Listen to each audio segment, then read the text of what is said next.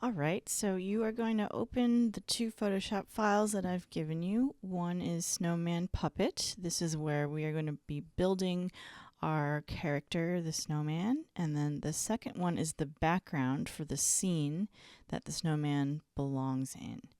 So we do have a snowman here, and this is just for placement only. So we're going to label that with some text. Type in FPO, and FPO stands for placement only.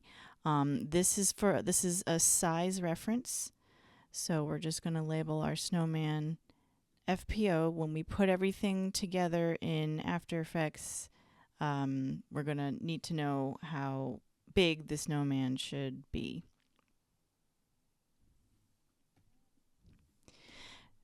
And then I'm going to shift select the FPO layer and the snowman layer, and we're going to merge these two together, merge layers.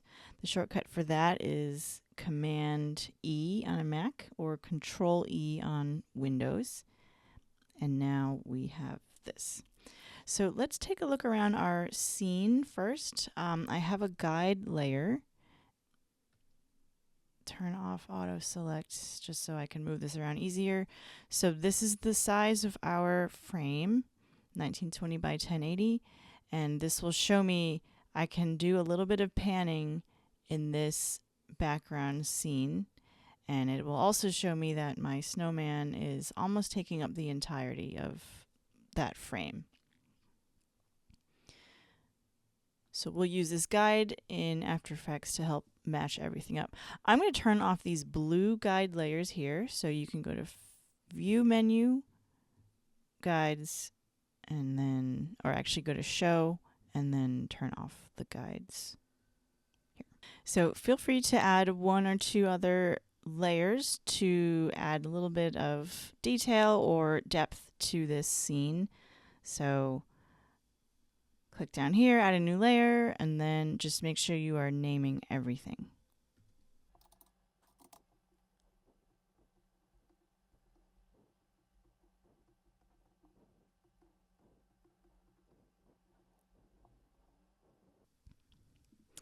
All right, now let's save. And you're going to save a new copy. Save a new copy into your own elements folder, and then put your own initials at the end of the file name. Working in a studio, you will often be working together with other animators, and so it's a good idea to label your files and your projects with your initials. That way people know who worked on it. And we'll save this as a Photoshop document.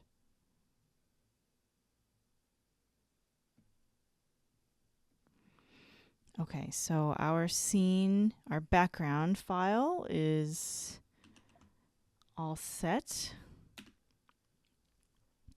Let's prep our character file.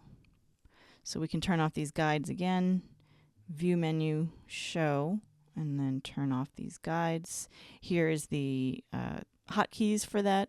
Command semicolon on a Mac or Control semicolon on a Windows computer. So go ahead and add some details to this snowman character. Here is my rough sketch. If you press Option on a Mac, you can solo this layer. So you can use my rough sketch as a reference for how to design the rest of the snowman characters.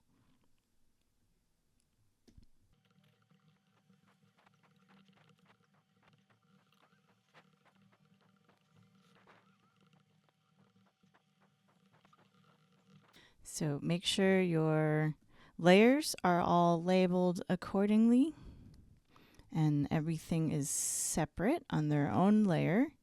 This gives us the ability to animate them separately in After Effects. Importing from Photoshop into After Effects is almost a one-to-one translation. So It will keep all of your layer names, all of your layer organization. If you have folders here, it will keep those groupings when you get into After Effects. So it's a good idea to start being organized in Photoshop while you are building your puppet.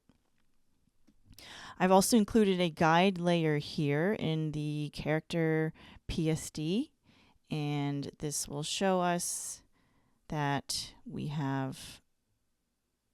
can cut into a close-up this close to the snowman without losing resolution, without losing image quality. So it's a good idea to build your character puppet files just a little bit bigger so that you have that ability to go in closer for a close-up. So let's save this into your own project folder.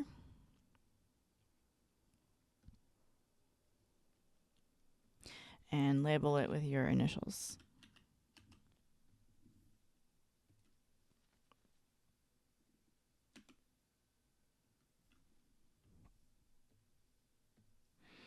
Okay, now we're ready to go to After Effects.